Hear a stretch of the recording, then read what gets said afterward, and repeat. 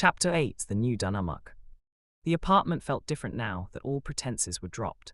Tom had stopped taking his ultra-strength suppressants entirely, and his Enigma nature saturated every corner of their shared space.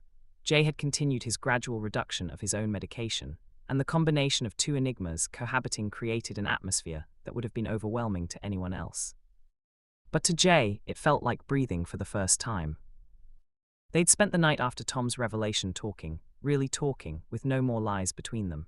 Tom had explained everything, how he'd been manipulating the situation from the start, how he'd carefully orchestrated Jay's loss of control, how every kind gesture had been calculated to increase Jay's emotional dependence, and Jay in turn had explained the depth of his guilt, his fear, his self-loathing. Had confessed that even knowing the truth now, part of him couldn't fully let go of the belief that he'd done something unforgivable. That's going to take time, Tom had said, running his fingers through Jay's hair. They were in bed, both of them exhausted but unwilling to sleep, unwilling to lose this moment of raw honesty. The guilt isn't going to disappear just because you know I manipulated you into it. Brains don't work that way. I know, Jay had whispered. It's just, I spent months believing I was a monster who'd assaulted you. That doesn't just go away because you told me it was planned. No, Tom had agreed, but maybe we can work on it together. Rebuild your sense of self without the guilt at the center of it. Why? Jay had asked. Why do you care? You got what you wanted. I'm trapped here by my own fucked up psychology. You don't have to actually help me. Tom had been quiet for a long moment, his hand stilling in Jay's hair. When he spoke, his voice was softer than Jay had ever heard it. Because I do care about you. I know that's hard to believe given everything, but it's true. Yes, I manipulated you. Yes, I orchestrated this entire situation. But Jay, I did it because the alternative was watching you destroy yourself slowly, alone, convinced you were a monster. And I couldn't bear that. That doesn't make it okay. I know, Tom had interrupted. It doesn't make it okay. It doesn't justify what I did. But maybe we can build something real now. Something based on honesty rather than manipulation. And so they'd tried. The first few weeks were rocky. Jay's anger would flare up unexpectedly, triggered by memories of Tom's deception. They'd fight, their Enigma natures clashing in ways that shook the walls and sent their pheromones spiraling into violent conflict. But they'd also discovered something interesting. Two Enigmas could balance each other in ways that an Enigma and a Beta never could. When Jay's pheromones spiked in anger or stress, Tom's could match and neutralize them rather than being overwhelmed. When Tom's possessive nature became suffocating, Jay's dominance could push back rather than submitting. They challenged each other, frustrated each other, and somehow balanced each other. It wasn't healthy by any conventional standard, but it was functional in a way that Jay's previous relationships had never been. And the sex was incredible. Without the guilt holding Jay back, without Tom pretending to be a fragile Beta who needed protection, they could actually match each other, could fight for dominance, could test each other's limits, could explore the darker aspects of their natures without fear. Top or bottom tonight? Tom asked one evening, a playful challenge in his eyes. They'd discovered that both of them defaulted to dominance, which meant they had to negotiate.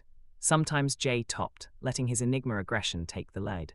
Sometimes Tom topped, his calculated control making Jay's submission all the sweeter for being a conscious choice rather than coercion.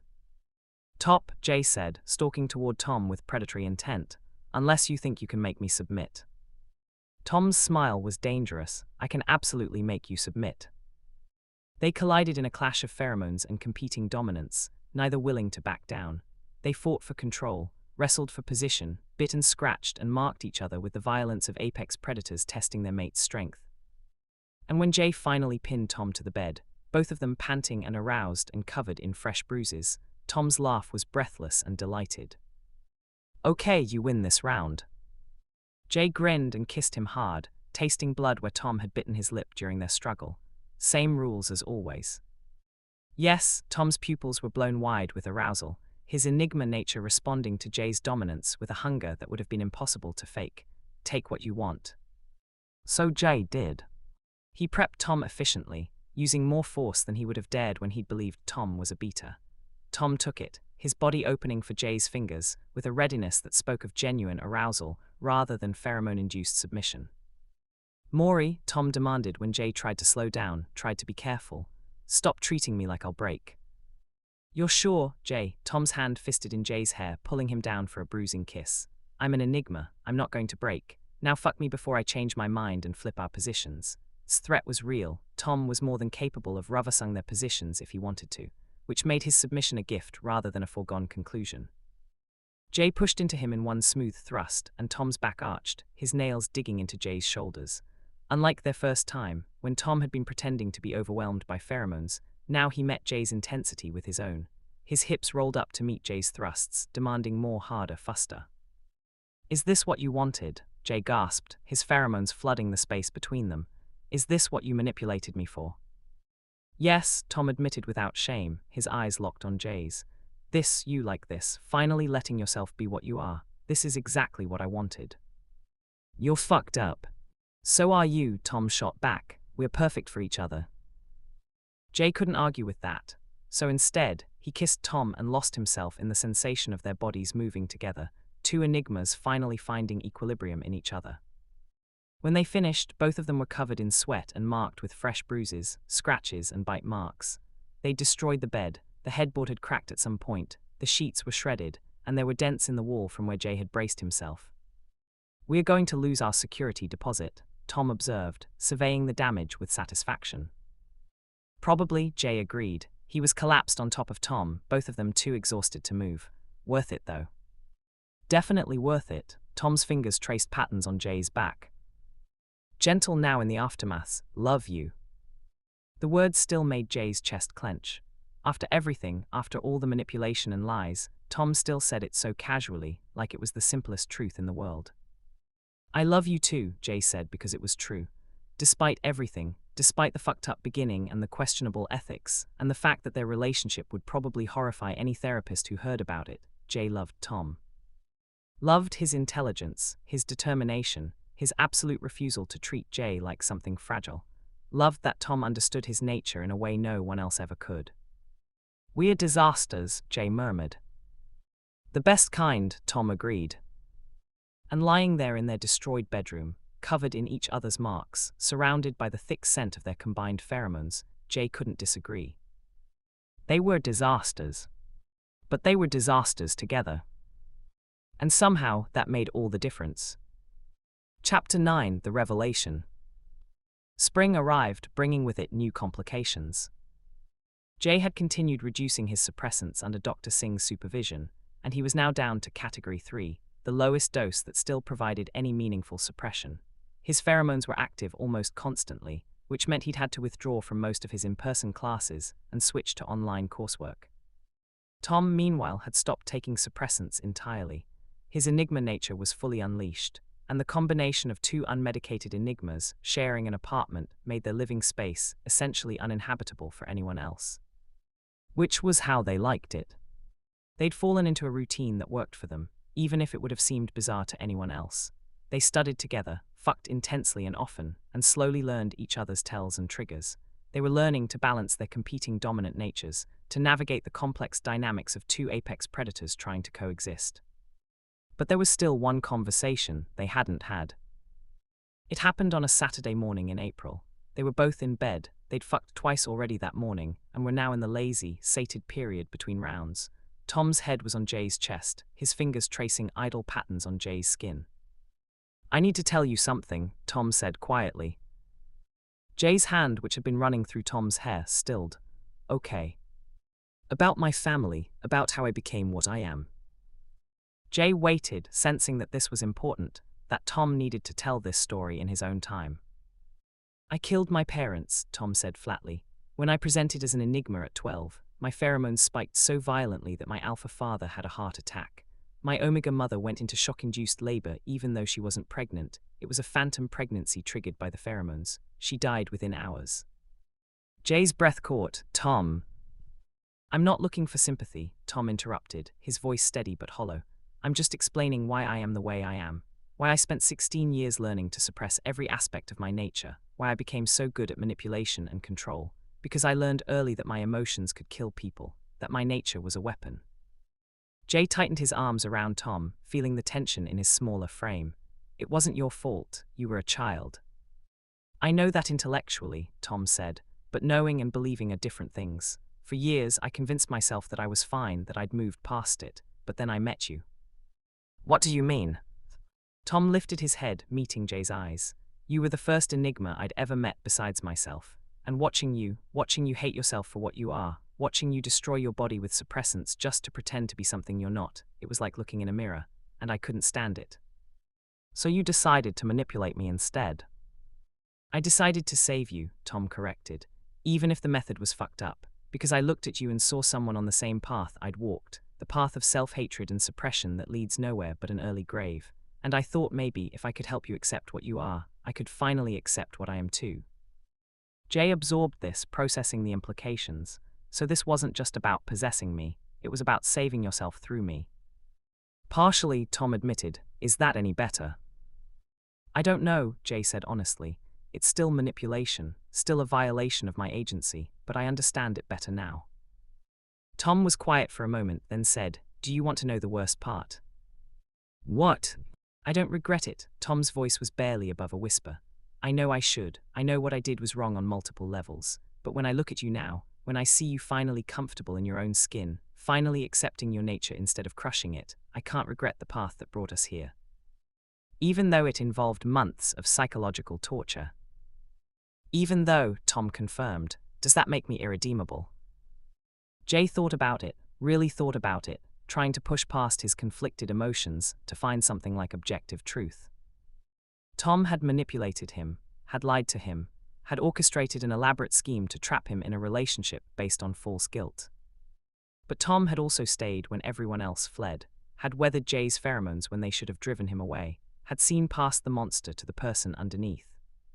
And now, lying here with Tom in his arms, Jay felt more himself than he ever had. The constant self-hatred had loosened its grip, the fear of his own nature had faded. He was still working through the guilt, probably would be for years, but it no longer defined him. Tom had done that, through manipulation and lies, yes, but he'd done it nonetheless. I don't think you're irredeemable, Jay said finally. I think you're deeply fucked up, with a lot of trauma you've never properly processed, and a tendency toward controlling behavior that's probably going to cause problems in the future, but irredeemable, no. Tom's laugh was shaky. That's generous of you. I'm not being generous, I'm being realistic. Jay's hand cupped Tom's face, forcing eye contact. You did something unforgivable, Tom, but I'm choosing to forgive you anyway, because holding on to that anger hurts me more than it hurts you. That doesn't make what you did okay, it just means I'm choosing to move forward. What if I do it again? Tom asked, vulnerability clear in his voice. What if I manipulate you again without meaning to? What if my need for control makes me hurt you? Then I'll call you on it, Jay said firmly. And if you can't stop, we'll get help. Therapy, couples counseling, whatever we need. But Tom, I need you to promise me something. Anything. No more major manipulation. No more elaborate schemes. If you want something from me, you ask. If you're afraid of losing me, you tell me. No more games. Okay. Tom nodded slowly. I promise, I'll try. I can't promise I'll be perfect at it. 16 years of survival patterns are hard to break, but I'll try. That's all I'm asking. They lay in silence for a while, the weight of the conversation settling between them. Then Tom said, Do you ever wonder if we would have gotten together if I hadn't manipulated the situation? Sometimes, Jay admitted, but I don't think we would have. I was too locked down, too terrified. I would have kept you at arm's length forever. So in a twisted way, the manipulation was necessary. That doesn't make it okay, Jay said firmly. It just means that the path we took was the one that happened. But Tom, we could have died on that path. If I'd hurt you while I believed you were a beta, if my guilt had driven me to suicide, if any number of things had gone differently, your plan could have destroyed us both. I know, Tom whispered. Believe me, I know. There were so many nights where I almost told you the truth, almost abandoned the plan, but I was so focused on the end goal that I didn't let myself think about all the ways it could go wrong. Promise me you'll think about consequences from now on. I promise. Jay pulled Tom closer, breathing in his complex Enigma scent. We are really fucked up, aren't we? Catastrophically, Tom agreed, but we're fucked up together. Doesn't that count for something? Maybe, Jay said, or maybe we're just enabling each other's worst tendencies. Probably both, Tom said with a laugh that sounded almost normal, but I'll take it.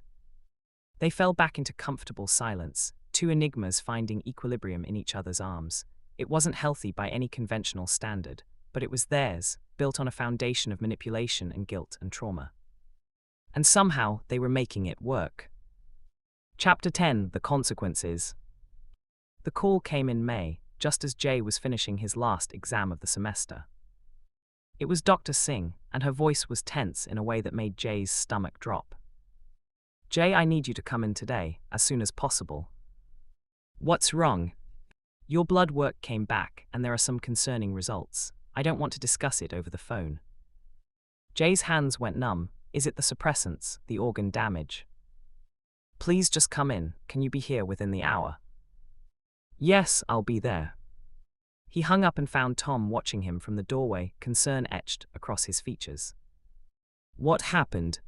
"Dr. Singh wants to see me, something about my blood work." Jay's voice was hollow. "Tom, what if the damage is already irreversible? What if I've fucked up my body so badly that—" "Don't catastrophize yet," Tom said firmly, crossing to him and taking his hands. "Let's hear what she says first. I'll come with you." They drove to the clinic in tense silence, Tom's hand gripping Jay's tightly.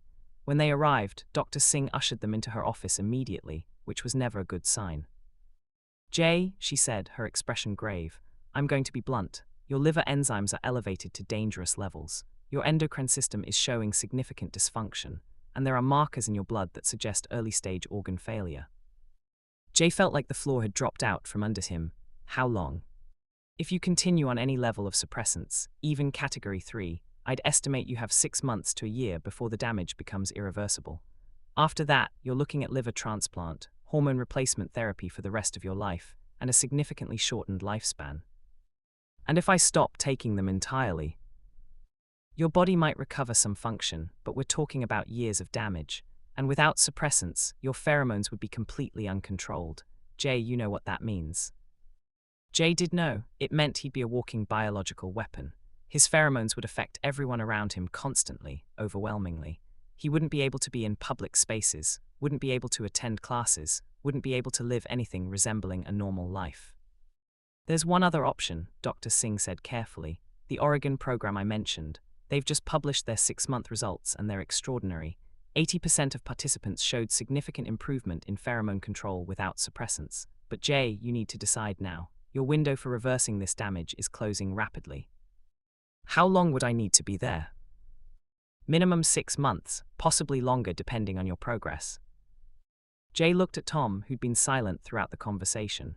Tom's face was carefully neutral, but Jay could sense the tension in him, could smell the spike of anxiety in his pheromones. "Can I think about it?" Jay asked. "You have 48 hours, Dr. Singh said. After that, I'll need to start making arrangements one way or another.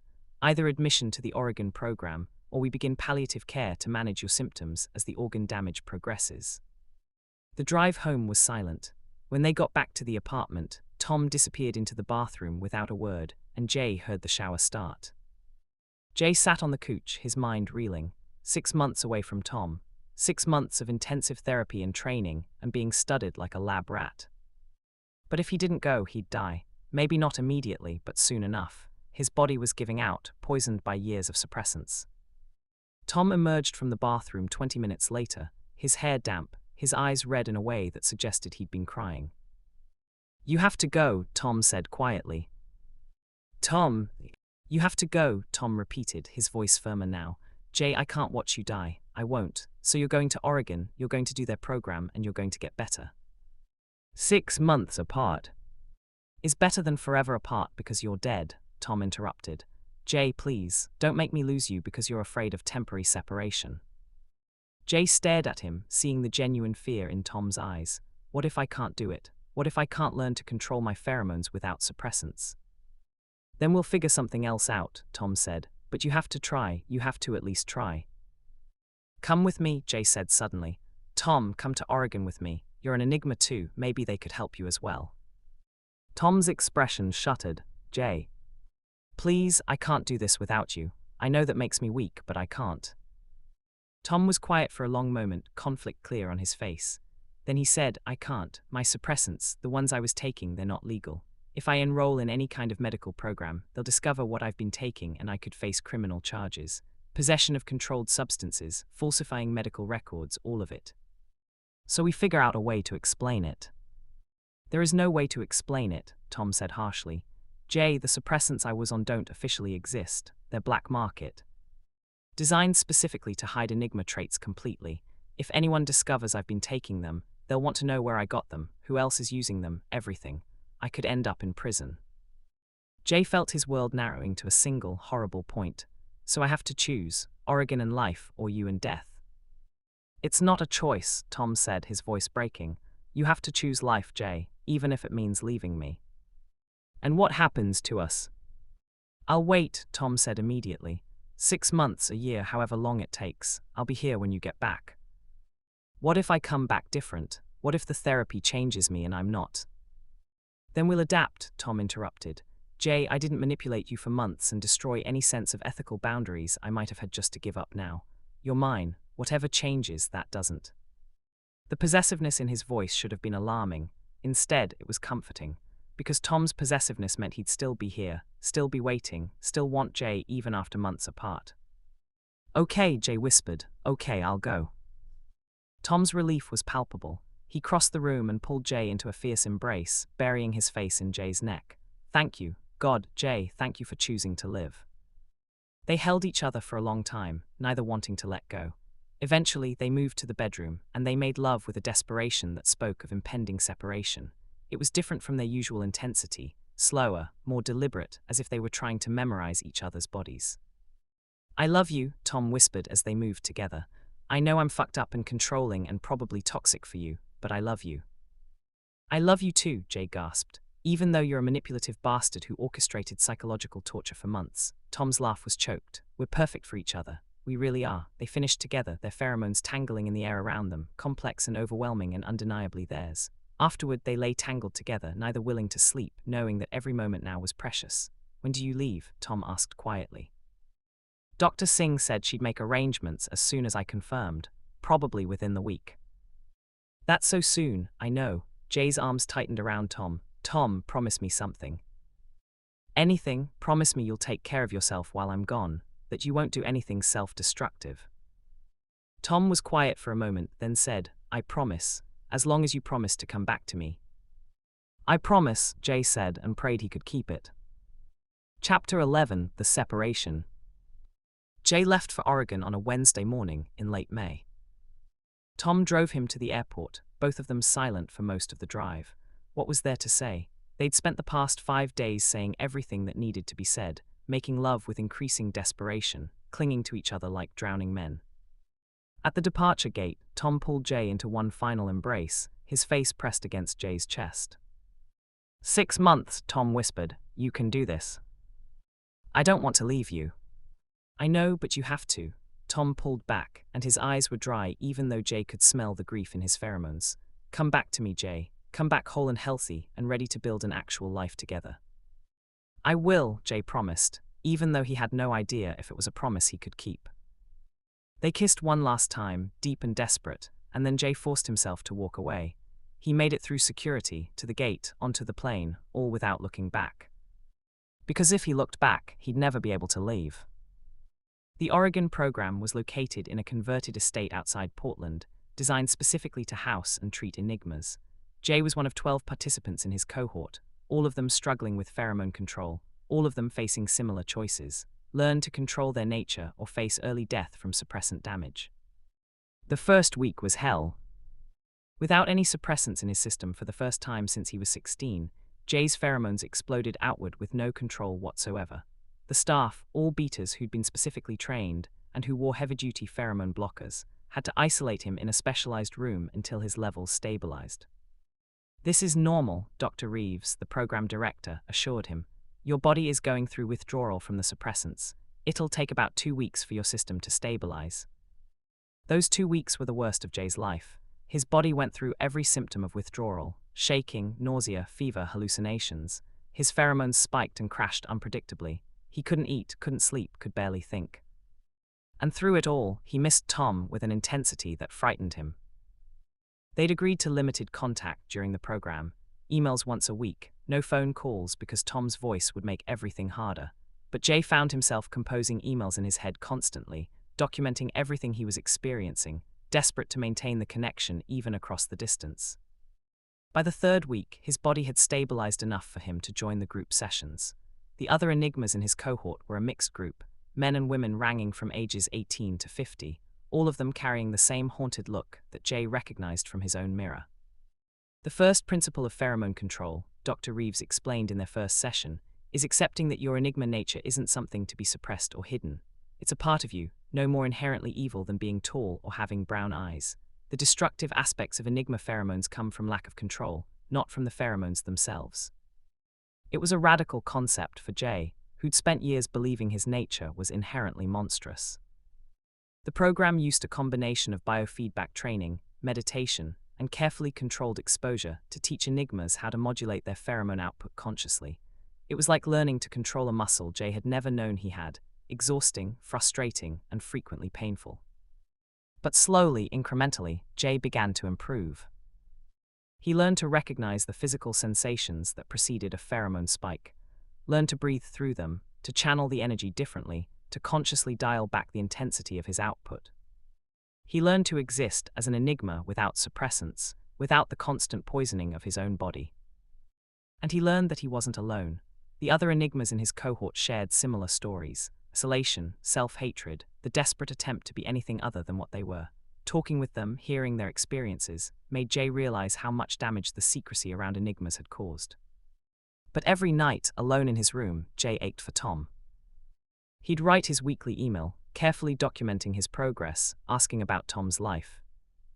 And Tom would respond, his emails full of dry humor and casual observations, and the underlying current of "I miss you" that he never quite said outright. "I'm proud of you," Tom wrote in his 8th weekly email. "I know this is hard. I know being away from me is hard. But you're doing it, Jay. You're choosing life. And when you come back, we're going to build something amazing together." Jay read that email 17 times, each time feeling his resolve strengthen. He was doing this. He was learning to control his nature.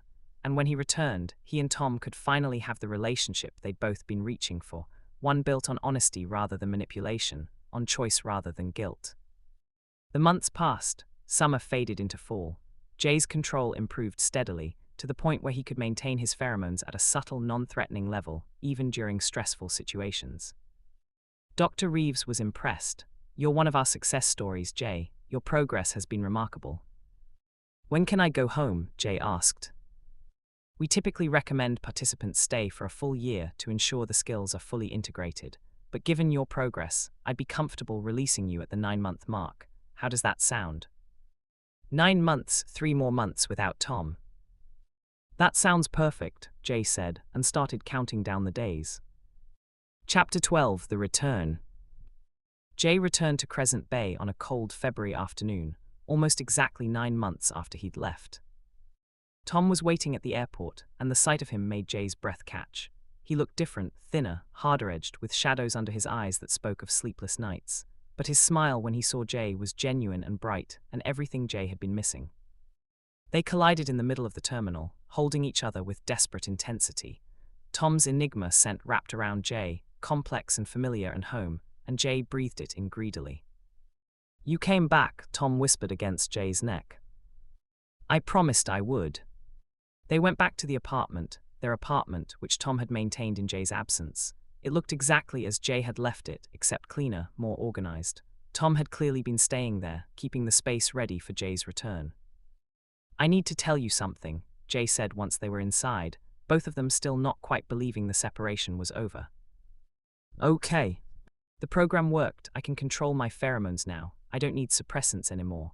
Jay took Tom's hands, meeting his eyes. "Which means I don't have to slowly poison myself. I can actually live a full life." Tom's relief was palpable. "That's incredible. Jay, that's God, I'm so proud of you." "There's more," Jay continued. "I spent a lot of time in therapy while I was there, working through the guilt, the self-hatred, all of it. And Tom, I need you to understand something." Tom's expression grew wary. "What?" "I forgive you completely, for the manipulation, the lies, all of it." Jay squeezed Tom's hands. "It doesn't mean what you did was okay. It doesn't erase the harm. But I've carried that anger for 9 months, and I'm choosing to let it go. Not for you, for me. Because holding on to it was eating me alive." Tom's eyes filled with tears. "Jay." "I'm not done," Jay said gently. "I also realized something else while I was gone. I love you. Not because of guilt, not because of pheromone addiction, not because of any manipulation. I love you because you're brilliant and damaged, and you understand me in a way no one else ever could. You're my match, Tom, my equal, and I want to build a life with you. Even knowing what I am, what I did." Especially knowing that, Jay said, because I know all of you now. The good, the bad, the manipulative parts you're still working on controlling, and I choose you anyway. Tom made a sound that might have been a laugh or a sob, and then he was kissing Jay desperately, his hands fisting in Jay's shirt. Jay kissed back with equal fervor, both of them trying to make up for 9 months of separation in a single moment. They made love that night with a tenderness that was new for them. No fighting for dominance, no proving points, just two people reconnecting after too long apart. Tom submitted willingly to Jay's touch, and Jay accepted that submission as the gift it was. I missed you, Tom gasped as Jay moved inside him. God, Jay, I missed you so much. I know I missed you too. Jay's hand found Tom's, threading their fingers together. But I'm here now, we're both here. They finished together, their pheromones intertwining in the air around them, and Jay felt something settle in his chest, something like peace. Afterward, they lay tangled together, and Jay said, I want you to do the program too. Tom stiffened. Jay. Hear me out, Jay said. You've been on black market suppressants for years. They're destroying your body too, even if you won't admit it, and you deserve to live free of that poison, just like I do. The legal issues. I talked to Dr. Reeves about it. They have protocols for participants with complicated legal situations. Everything is confidential, protected by medical privacy laws. And Tom, they can help you process your parents' deaths, help you learn to control your nature without completely suppressing it. Tom was quiet for a long time. Then he said, what if I come back different? What if the therapy changes me and I'm not? Then we'll adapt, Jay interrupted, throwing Tom's own words back at him. Because you're mine, Tom, whatever changes, that doesn't. Tom's laugh was wet. Using my own manipulation tactics against me, I've taught you well. Say yes, Jay urged. Please, Tom, do this for yourself, let yourself live. And finally, after a long moment, Tom nodded. Okay, yes, I'll do it. Relief flooded through Jay. Thank you. On one condition, Tom added. You wait for me, however long it takes you wait. I promise, Jay said immediately. I'll be here when you get back. They held each other through the night, both of them awake, neither wanting to waste a moment of this reunion. They had time, actual futures that extended past a few poisoned years. They had a chance to build something real. And they were going to take it. Part 2, The Truth Unveiled. Chapter 13, The Discovery. Tom left for Oregon 3 weeks later, and Jay threw himself into finishing his degree. He'd taken a leave of absence during his time in the program, but now he was back, taking online classes and slowly reintegrating into normal life. His pheromone control was solid enough that he could be in public spaces without causing disruption, though he still drew wary looks from alphas who could sense what he was.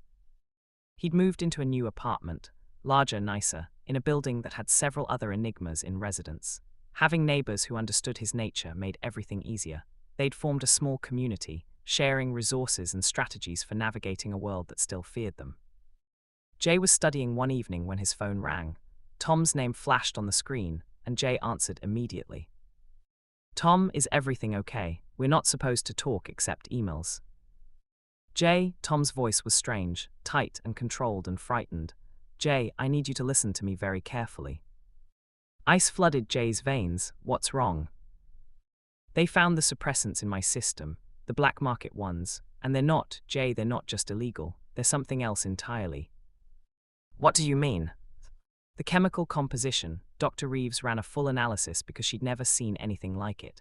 Jay, these suppressants don't just hide Enigma pheromones, they alter them, transform them into something that can manipulate memory and perception. Jay's world tilted. What? My pheromones, when I was on those suppressants, my pheromones were actively rewriting people's short-term memories, making them forget things, believe things that didn't happen, all of it happening without me consciously controlling it.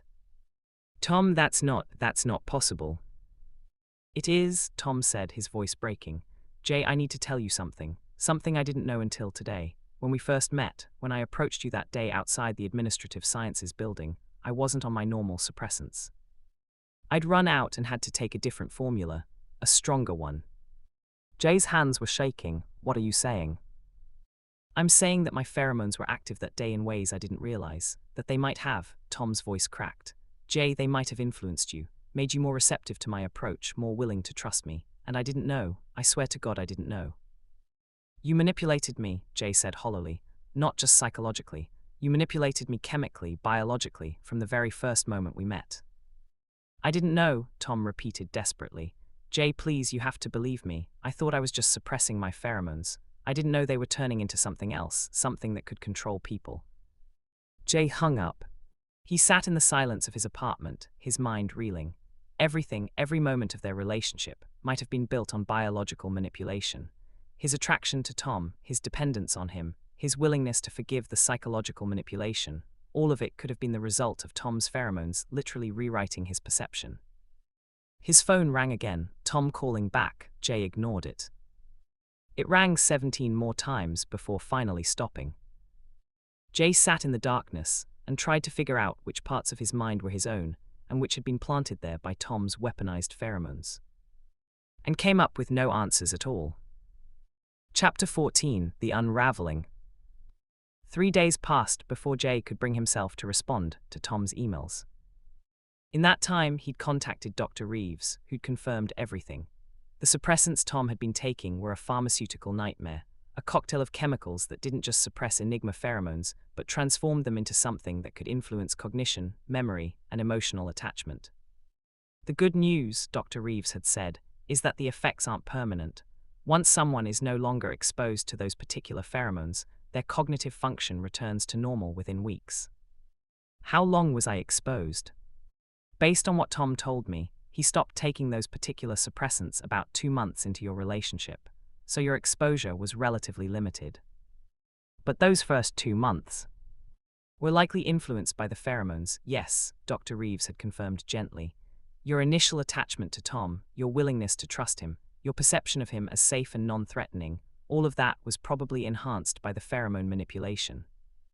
Jay had thanked her and hung up, feeling like his entire world had been built on sand. Now, sitting at his computer, he finally opened Tom's emails. There were dozens of them, each one more desperate than the last. Jay, please talk to me. Please let me explain. I know you're angry, you have every right to be, but please don't shut me out completely. I didn't know, I swear on everything I am, I didn't know what those suppressants were doing. Jay, I love you, that's real, whatever else was manipulated. Please believe that's real. Jay's hands hovered over the keyboard. What could he possibly say? How could he begin to untangle which parts of his feelings were genuine and which had been chemically induced? Finally, he typed, I need time. I don't know what's real anymore and I need time to figure that out. Please respect that. Tom's response came within minutes. I understand. I'll wait. However long you need, I'll wait. And then, a second message. I'm staying in the program until I figure out how to control whatever the fuck my pheromones have become. Dr. Reeves thinks I can learn to consciously control the memory manipulation, turn it off completely. I won't come back to you until I'm certain I can never accidentally do that to you again. Jay stared at the messages and felt something crack in his chest. Because even now, even after everything, Tom was thinking about protecting Jay, was choosing to stay in treatment longer, to work harder, to make sure he could never hurt Jay that way again. Okay, Jay typed back, keep me updated on your progress.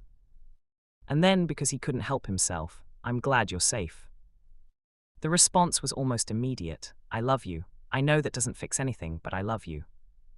Jay closed the laptop before he could respond, because he didn't know how to say that he loved Tom too, that he'd probably always loved Tom, but that he had no idea if that love was real or just residual chemical manipulation. He spent the next weeks trying to figure out who he was without Tom's influence. Went to therapy, real therapy this time, not the program's group sessions, but actual one-on-one work with a therapist who specialized in Enigma psychology. The question you're asking, Dr. Morris said during one session, is whether your feelings for Tom are genuine or manufactured, but I'd encourage you to reframe that question. How? Instead of asking whether the feelings are real, ask yourself whether they're sustainable without the pheromone influence. You've been away from Tom's manipulative pheromones for nearly 9 months before this revelation.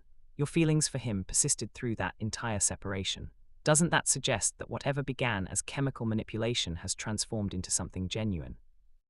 Jay absorbed this. It was true. He'd loved Tom through 9 months of separation, had missed him desperately, had chosen to return to him. All of that happened long after Tom had stopped taking the problematic suppressants. But what if it's like an addiction? Jay asked. What if the initial exposure created a dependency that lasted even after the chemical influence was gone? That's possible, Dr. Morris acknowledged. But Jay, I've reviewed your case extensively. The pheromones influenced your initial attraction and your willingness to trust Tom. They didn't create feelings out of nothing. You and Tom are both enigmas, compatible on a fundamental level. The pheromones just removed the barriers that would have prevented you from seeing that compatibility. So you're saying the manipulation just accelerated something that would have happened anyway? I'm saying it's more complicated than real versus fake, Dr. Morris said. Your relationship with Tom began under false pretenses, both the psychological manipulation and the pheromone influence. But what you've built since then, the choices you've made, the work you've both done, that's real, that's yours. Jay left the session with more questions than answers, but at least they were different questions. And slowly, gradually, he started to rebuild his sense of self. Started to separate Jay, who was influenced by Tom's pheromones, from Jay, who chose Tom with clear eyes and an unmanipulated mind. They were the same person, he realized eventually, because the manipulation hadn't created a different version of him, it had just lowered his barriers enough to let Tom in. And once Tom was in, Jay had chosen, over and over again, through months of relationship and separation and revelation, to keep him there. That was real. That was his choice. And maybe that was enough. Chapter 15, The Reunion Again. Tom returned from Oregon 15 months after Jay had left initially, 6 months longer than planned, because he'd needed the extra time to master control of his mutated pheromones. Jay picked him up from the airport, his heart hammering the entire drive. They hadn't seen each other in a year. They'd talked via email, carefully and sporadically, but Jay had no idea what he'd feel when he actually saw Tom again. Tom emerged from the terminal looking exhausted and older, like the year had aged him 5. His eyes found Jay immediately, and the hope and fear warring in his expression made Jay's chest ache. They stood looking at each other for a long moment, neither quite sure how to bridge the distance. Finally, Tom said, "Hi." "Hi," Jay echoed. "You look good, healthy." "So do you." Another pause, heavy with everything unsaid. "Can we talk?" Tom asked, "somewhere private?" "My car," Jay said and led the way. They sat in the parking garage, the engine off, both of them staring straight ahead. "I'm sorry," Tom said finally, "for all of it. The manipulation, the lies, the pheromones. I know sorry doesn't fix anything, but I need you to know that I am." "I know," Jay said. "Dr. Reeves helped me understand what happened. Those suppressants, they were designed by someone who wanted to weaponize Enigma pheromones, turn them into tools for control and manipulation. I was using them to hide, but they were using me to hurt people." "You didn't know?" "I should have known," Tom said harshly. "I should have questioned why suppressants that strong were only available on the black market. I should have wondered what else they were doing besides hiding my scent, but I was so focused on staying hidden that I didn't ask the right questions." "Tom," Jay said gently, "you were 16 when you started taking them. You were a scared kid who just killed his parents. You can't blame yourself for not having the judgment to question your only lifeline." Tom's laugh was bitter. "You're being very understanding for someone I violated on a chemical level." "I'm being realistic," Jay corrected. "Tom, I've had a year to process this, to figure out what was manipulation and what was choice. And here's what I've realized. Yes, your pheromones influenced me at the beginning, but everything after that, every choice I made, every time I chose to stay, every time I chose you, that was me, not the pheromones, me." Tom finally turned to look at him, his eyes wide with disbelief. "You're saying—" "I'm saying I love you," Jay interrupted. "I love you, and it's not because of chemical manipulation. It's because you're brilliant and damaged and you understand me in a way no one else ever could. We're fucked up together, Tom, but we're fucked up in complementary ways." "Jay." "I'm not done," Jay said. "There are conditions. We're both going to therapy together and separately. We're going to work on communication and consent and all the shit we should have been working on from the start. And Tom, if you ever manipulate me again, consciously or unconsciously, I'm gone. No second chances, do you understand?" "Yes," Tom breathed. "God, yes, I understand." "Then come home with me." Tom's smile was watery and disbelieving. "Just like that?" "Just like that," Jay confirmed. "We've wasted enough time, don't you think?" They went home to Jay's new apartment, bigger and brighter than the old one. Tom looked around, taking in the changes, and Jay saw the moment he realized something. "You kept all my things," Tom said, his voice rough. Of course I did, Jay said. I told you I'd wait. Tom turned to him and his eyes were bright with tears. I don't deserve you. Probably not, Jay agreed, but you're stuck with me anyway. They came together in a kiss that was different from all the ones before. No desperation, no manipulation, just two people choosing each other with clear eyes and honest intentions. They made love that night slowly, carefully, relearning each other's bodies. Tom submitted easily to Jay's touch, and Jay accepted that submission without guilt, without fear, without the shadow of manipulation hanging over them. I love you, Tom whispered as Jay moved inside him. I know I've said it before, but I mean it now in a way I couldn't before. I love you, Jay Mercer. Just you, not the version of you I tried to create. I love you too, Jay said, and meant it with his whole heart. I love you, Tom Reeves, manipulative bastard and all. Tom's laugh was choked. We're really doing this, despite everything. Despite everything, Jay confirmed, because apparently I'm a glutton for punishment. Or because we're meant for each other, Tom suggested. Maybe that too. They finished together, their pheromones intertwining in the familiar way, and Jay felt something settle in his chest, something like coming home. They were both disasters, both broken in fundamental ways, both carrying trauma that would take years to fully process. But they were disasters together, and somehow that made all the difference. Epilogue 2 years later. Jay stood in the kitchen of their apartment, the third one they'd shared, bigger and brighter than all the previous ones, and watched Tom cook dinner with a fond smile. 2 years had passed since Tom's return from Oregon. 2 years of therapy, both couples and individual. 2 years of slowly learning to build a relationship based on honesty rather than manipulation. It hadn't been easy. They'd had fights that shook the walls, moments where Jay's lingering trust issues clashed with Tom's control issues, times when they'd both wondered if they were simply too damaged to make this work. But they'd persisted. Tom had learned to recognize when his need for control was slipping into manipulation, and to consciously course correct. Jay had learned to voice his needs instead of suffering in silence. They'd learned to negotiate their competing dominant natures, to balance their Enigma instincts with respect for each other's autonomy. And slowly, incrementally, they'd built something real. You're staring, Tom said without turning around, a smile in his voice. You're worth staring at. Tom turned and his smile was genuine and warm. Flatterer. Truth-teller, Jay corrected, crossing to wrap his arms around Tom's waist. Tom leaned back into him with a contentment that would have been impossible 2 years ago. Love you. Love you too, Jay said, pressing a kiss to Tom's neck. How was your session with Dr. Morris?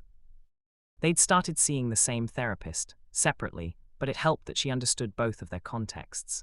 Tom had been working through his guilt over the manipulation, learning to forgive himself the way Jay had learned to forgive him. Good, Tom said. We talked about the apartment thing.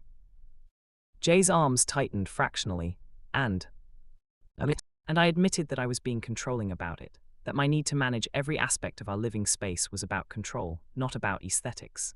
Tom turned in Jay's arms, meeting his eyes. You were right. We should look at places together, make decisions together, not just have me decide everything and expect you to go along with it. That's huge, Jay said softly. I'm proud of you. Don't be too proud, Tom said with a self-deprecating smile. I'm still going to have opinions about everything. I'm just learning to compromise. Compromise is sexy, Jay teased. Is it now? Incredibly sexy. Tom's smile turned heated. Dinner can wait. Can it? Definitely. They made it to the bedroom, kissing and shedding clothes along the way. Their lovemaking had evolved over the 2 years. Sometimes it was still intense and competitive, fighting for dominance in ways that left them both marked and satisfied. But other times, like now, it was gentle and exploratory, a conversation without words. Top or bottom? Tom asked, his standard question. Your choice tonight, Jay said, and saw Tom's surprise. Really? Really, I trust you. The words hung in the air between them, weighted with meaning, because trust had been the hardest thing for them to build after everything, but they'd done it, piece by painstaking piece. Bottom, Tom said softly, I want to feel you. So Jay made love to Tom slowly, carefully, watching his expressions in the lamplight. Tom's control dissolved gradually under his touch, his body opening for Jay with a trust that made Jay's chest ache. Love you, Tom gasped as Jay pushed inside him. God, Jay, love you so much. Love you too, Jay said, setting a slow, deep rhythm. Always. They finished together, as they usually did. Their bodies had learned each other so well over the years that they could read the smallest signals. Afterward, they lay tangled together, sweaty and satisfied and content. Jay, Tom said quietly, there's something I need to tell you. Jay's stomach tensed. Okay. I got a job offer in Seattle. Seattle, 3 hours away by car, might as well be the other side of the world. That's great, Jay managed. When would you start? I haven't accepted yet, Tom said quickly. I wanted to talk to you first, because Jay, I'm not making any major life decisions without you anymore. If you don't want me to go, I won't. If you want to come with me, we'll move, but I need to know what you want. Jay absorbed this, his mind spinning. Tom had been offered a job, presumably a good one, given the way his hands were shaking, and he was asking Jay's opinion before accepting it. The old Tom would have just decided and expected Jay to follow. The new Tom was asking, compromising, putting their relationship first. Tell me about the job, Jay said. Tom's expression brightened. It's with a pharmaceutical company that's developing safer suppressants for Enigmas. They want me to consult on the project, use my experience with the black market drugs to help them understand what went wrong, how to create something better. Tom, that's incredible. It is, Tom agreed, but it's also in Seattle, and you're finishing your graduate program here. Your support network is here. I won't ask you to leave that. Jay thought about it, really thought about it. His graduate program had another year and a half. His therapist was here. His Enigma community was here. But Tom was his home, wherever that might be. What if we did long distance for the next year? Jay suggested. You take the job, I finish my program. We video chat constantly, visit every other weekend. And then when I graduate, I move to Seattle and we look for a place together. Actually together this time, with both of us making decisions. Tom's eyes went wide. You'd be willing to do that, long distance. We survived being apart for 9 months the first time, and a year the second time, Jay pointed out. We can handle a year of weekend visits, especially since we're both in a much better place now. I don't want to leave you. You're not leaving me, Jay interrupted. You're taking an amazing job opportunity that could help thousands of Enigmas, and I'm supporting you in that because that's what partners do. Tom's smile was brilliant. Partners. Partners, Jay confirmed. Equal partners, which means you take the job and I cheer you on from here and we make it work. I love you, Tom said, kissing him fiercely. Have I mentioned that lately? Once or twice, Jay teased, but I never get tired of hearing it. They held each other as the evening light faded through the windows, two Enigmas who'd found each other through manipulation and lies, and had somehow built something real anyway. Do you ever regret it? Tom asked quietly. The way we started, all the manipulation and pain. Jay considered the question seriously. Sometimes, he admitted, I wish we could have started differently. Wish you could have just approached me honestly and we could have built this from the beginning. But Tom, if we'd started differently, I don't know if we would have made it. I was so locked down, so terrified of my nature. You had to break through my defenses, even if the method was fucked up. That doesn't excuse what I did. No, Jay agreed. It doesn't, but it explains it. And at this point, I'd rather have this, us, messy and complicated and real, than some fantasy of how we could have been. We're really fucked up, Tom observed. Catastrophically, Jay agreed, but we're working on it. Think we'll ever be normal? God, I hope not, Jay said with a laugh. Normal is boring. I'll take fucked up and honest over normal any day. Tom's laugh was warm against his chest. I'm holding you to that. Good. They fell asleep like that, wrapped around each other, their pheromones mingling in the familiar way. Two Enigmas who'd fought and lied and manipulated and hurt each other, and had somehow found their way to something like love anyway. It wasn't a fairy tale. There was no happily ever after, just the ongoing work of two damaged people trying to build something together. But it was theirs. And in the end, that was enough. Final twist, the real truth. 3 months later, Jay was cleaning out old boxes in preparation for the eventual move to Seattle when he found it. A journal, Tom's journal, from 2 years before they'd met. Jay knew he shouldn't read it. Privacy, boundaries, all the things they'd worked so hard on in therapy, but something made him open it anyway. And what he found made his blood run cold. August 15th, I've identified my target. J. Mercer Enigma, transferring to Crescent Bay from Sterling University after an incident. Medical records show Category 5 suppressants, history of poor control, deep-seated guilt complex. Perfect. August 20th, I've studied his patterns, his psychology, his weaknesses. The plan is simple. Approach as a harmless beta, become indispensable, create a situation where he loses control with me as the target. The guilt will bind him to me more effectively than any bond. September 3rd, Phase 1 complete, we've met. He trusts me already, the modified pheromones are working perfectly. He has no idea what I am. Jay's hands shook as he turned the pages, reading entry after entry detailing Tom's manipulation in cold, clinical terms. But it was the final entry that destroyed him. October 15th, he lost control tonight exactly as planned. He thinks he forced me, thinks he violated me. Perfect. The guilt chain is in place. Now I just need to maintain it, feed it, use it to keep him exactly where I want him. He'll never leave now. He's mine. And the best part, he'll never know that I'm stronger than him, that I could have stopped him at any time, that I chose to let him think he'd hurt me because broken things are easier to keep. I'm stronger, I've always been stronger, and he'll spend the rest of his life believing he's the monster, never realizing that I'm the apex predator here. He's mine, completely, finally. Jay read the entry 3 times, his mind refusing to process what he was seeing. Everything, every revelation, every confession, every moment of supposed honesty had been part of the manipulation. Tom's confession about not knowing the suppressants were causing memory manipulation, probably a lie. Tom's guilt, his therapy, his work on controlling his manipulative tendencies, probably all performance.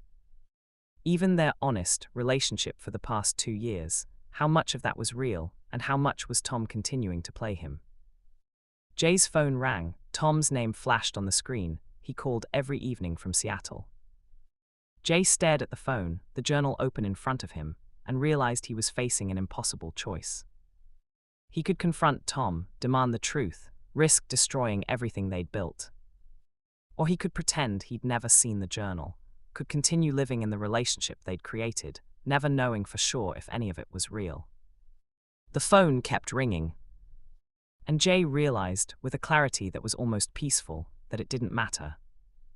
Because whether Tom's feelings were genuine or just another layer of manipulation, Jay's feelings were real, his love was real, his choice to stay was real.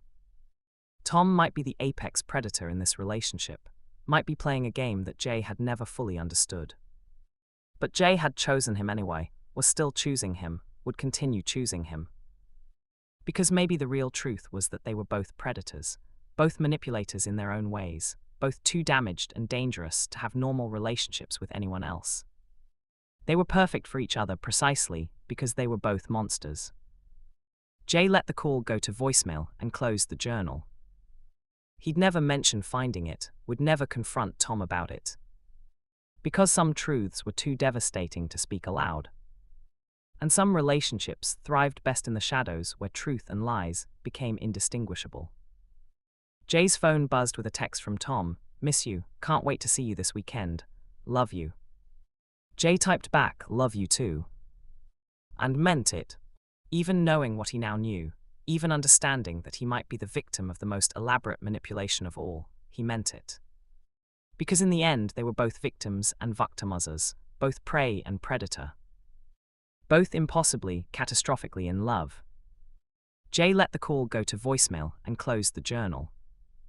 He'd never mention finding it, would never confront Tom about it. Because some truths were too devastating to speak aloud. And some relationships thrived best in the shadows where truth and lies became indistinguishable. Jay's phone buzzed with a text from Tom, "Miss you, can't wait to see you this weekend. Love you." Jay stared at the message for a long moment, the journal heavy in his hands. Then he made a decision.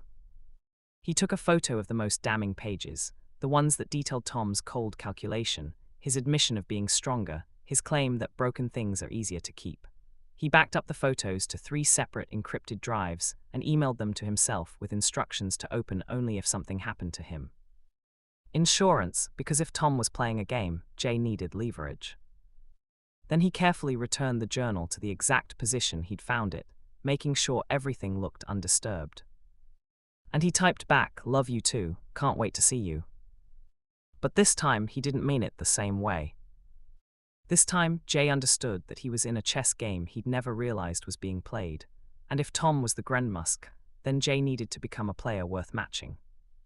3 days luck. Tom arrived on Friday evening, his smile bright and genuine seeming as he walked through the door and pulled Jay into a kiss. "Missed you," Tom murmured against Jay's lips. "Missed you too," Jay said, and let himself be held, let himself respond to Tom's touch the way he always did. But he was watching now, really watching.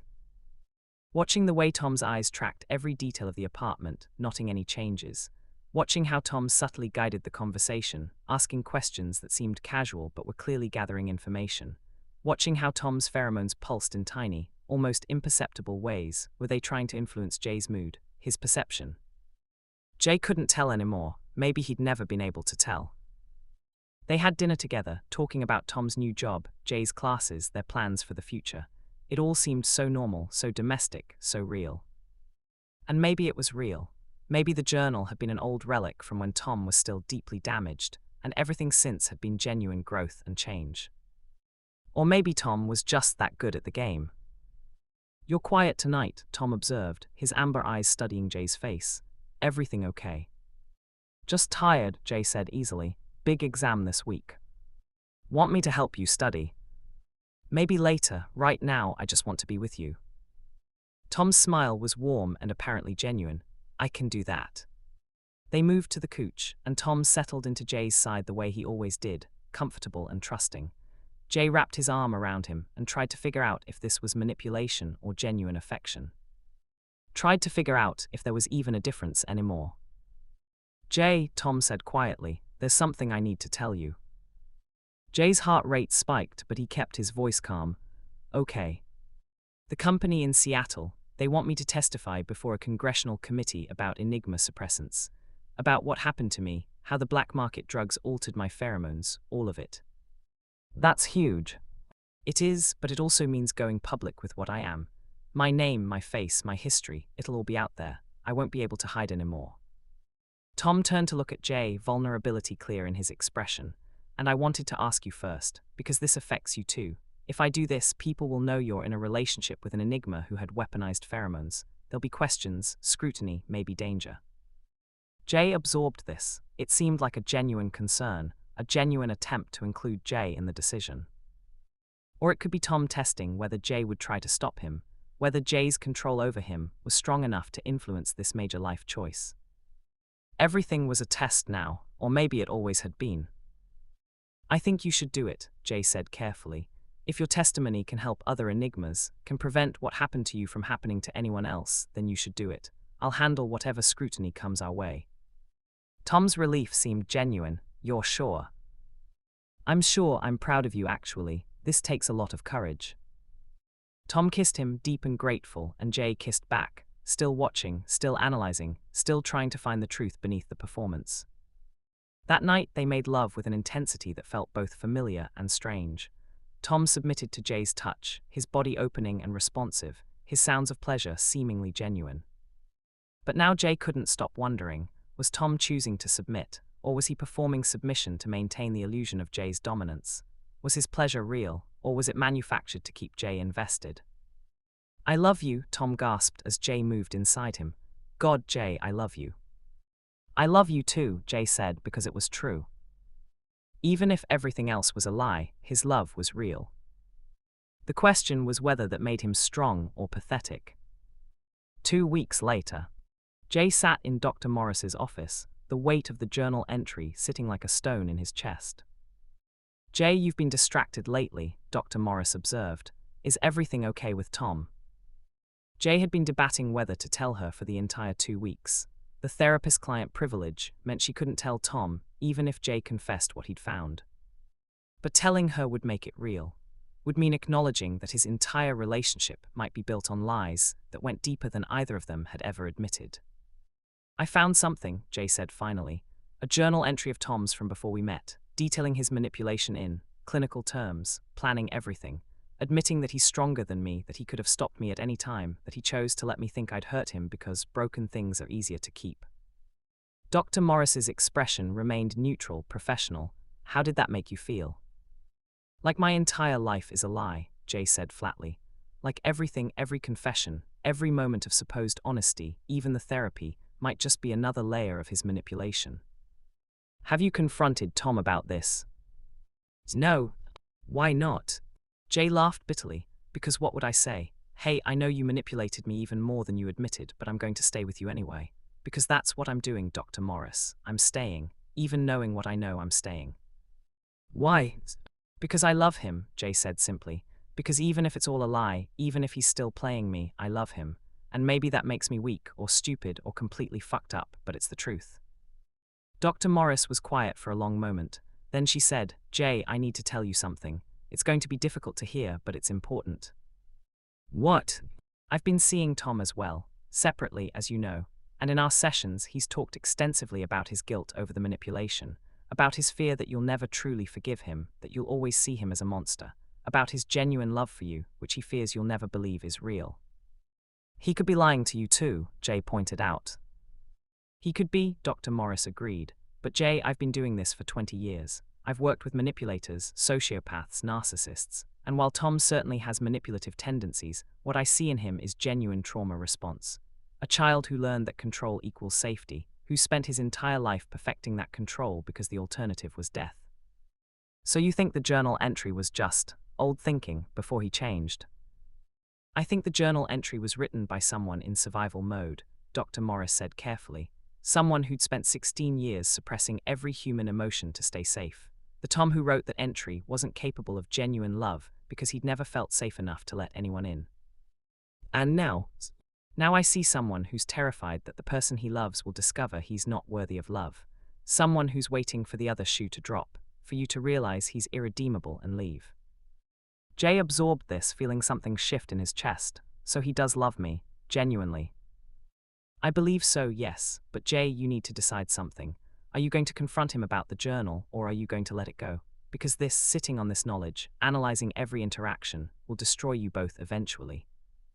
What if I confront him and it ruins everything? What if you don't confront him and the secret eats away at you until there's nothing left? Dr. Morris countered. Jay, you and Tom have built a relationship on honesty, painful, difficult honesty. This goes against everything you've worked for. She was right, Jay knew she was right. But the fear of what he might learn if he pushed was overwhelming.